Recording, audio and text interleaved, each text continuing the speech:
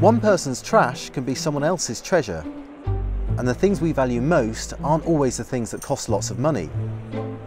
And when it comes to the things we inherit or that we pass on ourselves, the most cherished items aren't always the most obvious.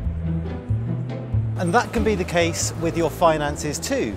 Did you know that of all your financial assets, it's those held inside a pension that can potentially benefit your family and loved ones the most?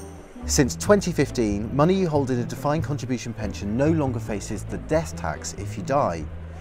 Die before age 75 and this money can pass to beneficiaries of your choosing with no tax to pay, whether that's as a lump sum or as an income. Die after 75 and beneficiaries simply pay tax at their rate of income tax. I met with Carolyn Jones, Fidelity's Head of Pensions Product, to find out more. Broadly, pensions now will be more tax efficient if they're defined contribution than, say, property or other investments, passing them on. So yes, you seriously need to think, if you're not going to spend all your money on yourself and you do want to pass them on, what you should spend first in retirement. We're talking here about defined contribution pensions.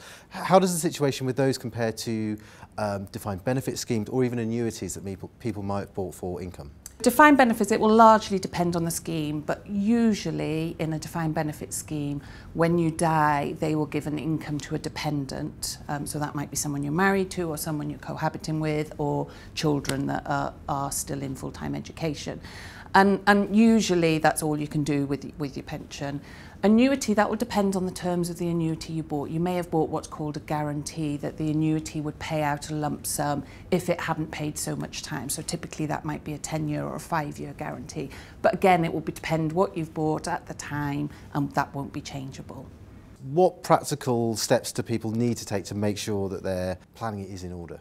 Well, firstly, you need to understand what pensions you've got. So have you got defined benefit pensions? Have you got defined contribution pensions? You may want to take advice on what you should spend first and how best to shape your retirement income. I think most importantly, you need to fill in your expression of wish. So that's something that your scheme administrator holds that details your wishes should you die. And that means you can articulate what you want to happen to your money, and you can articulate one person or several people, and that really helps administrators carry out your wishes.